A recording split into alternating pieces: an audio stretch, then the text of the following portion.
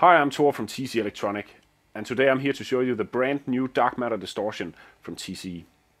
Dark Matter Distortion was designed to sound as much like a cranked tube amp as possible, and this means that what you get is a wide range of drive sounds, everything from almost subtle overdrive type sounds to lots and lots of crunch.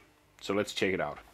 Dark Matter Distortion features 4 knobs, a gain knob that lets you control the amount of distortion, a level knob that lets you match the distorted sound with your clean signal, or it can also be used for boosting your amp. And last but not least, we have 2 filter knobs, a bass knob and a treble knob that lets you both cut and boost the bass and treble frequencies independently. Having individual bass and treble knobs are great, especially for a distortion pedal, because there's a huge difference between using a little bit of distortion and using a lot of distortion.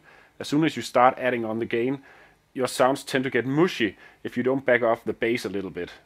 And with a regular tone knob that you will find on many drive pedals, this is hard to do. So having both in the pedal allows for a lot more tonal flexibility.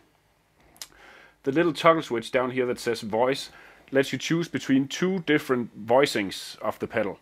In the top position we have emphasis on the lower mids, and that will give you a more vintage type sound.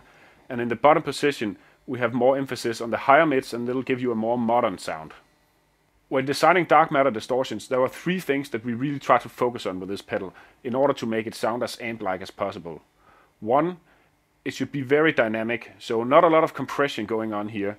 It should respond very well to how you pick, so soft picking will give you one type of tone and harder picking will give you a more aggressive type tone. Some drive pedals tend to compress everything to the point where you can't really hear the difference in your picking at all.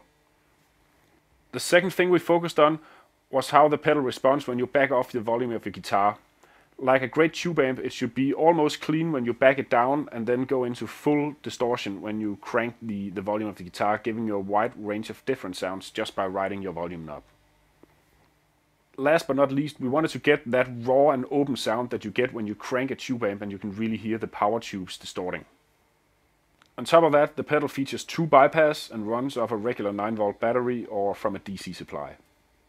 In most of these clips I'm playing through a clean amp with just a little bit of delay added from the flashback delay. So here's the clean sound.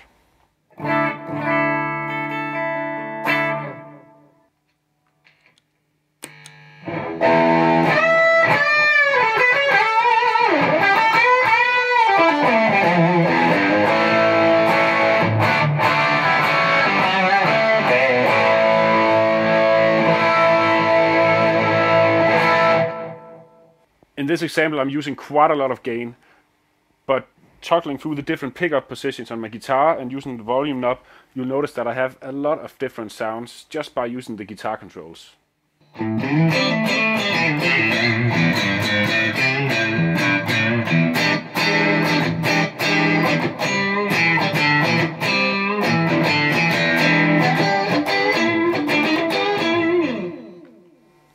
So turning the guitar volume down and using the split position on my guitar, I get almost into Steve Ray type sounds.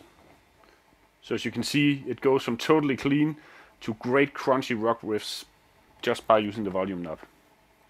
In this example, and still using the same settings, I'm going to use different pick dynamics to give you an idea of how well Dark Matter Distortion picks up and how you attack the different notes.